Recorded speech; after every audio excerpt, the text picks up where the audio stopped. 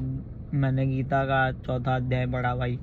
और उसमें जैसे कृष्ण तीसरा अध्याय में अर्जुन को समझाते हैं कि जो उसका धर्म है उसको करना चाहिए, और वो सब अपना अकेले करता धरता है ऐसा नहीं समझना चाहिए किसी भी इंसान को या किसी भी एक स्पेसिफिक पर्सन को। तो फिर चौथे अध्याय में कृष्ण उसको बोलते हैं कि ये जो मैंने अभी तेरे को बताया यही मैंने चीज़ अपने नेचर के सभी एस्पेक्ट्स को बताई है, और सूरज को भी मैंने यही चीज़ बताई है, सूर्य देव को भी यही बताया है। तो अर्जुन एक थोड़ा सा ह्यूमन नेचर बिहेवियर के हिसाब से उनको पूछता है कि आपका और मेरा जन्म तो अभी का है, और सूरज का तो बहुत पहले का जन्म है, तो आपने सूरज को कब बताया? तो कृष्ण उसको बोलते हैं कि तेरा और मेरा बहुत बहुत सारा जन्म है,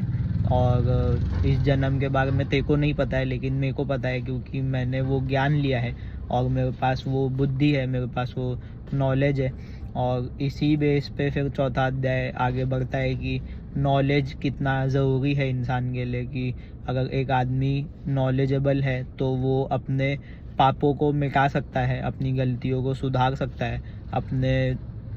जो किए हुए जो उसके अंदर में जो उसके डाउट्स है उनको मिटा सकता है, और अपने आप को एक पीसफुल एक स्टैंस में ला सकता है कि अगर उसको कुछ भी अपने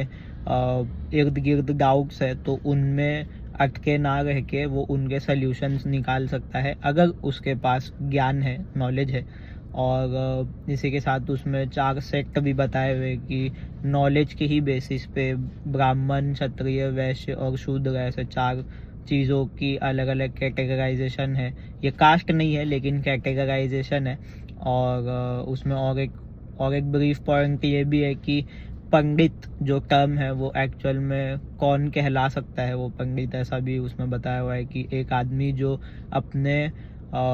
इग्नोरेंस को अवॉइड करता है, जो अपने एरोगेंस को दबाता है, अपने लर्निंग को हमेशा आगे बढ़ाता है, अपने इनर पीस को खोजता है और डाउट्स नहीं रखता है उन चीज़ों को लेके, और एक ईगो जिसमें नहीं होता है, और अपनी डिवाइन ड्यूटीज़ को लेके जिसमें घमंड नहीं है, ऐसा आदमी पंडित कहलाता है, ना कि कोई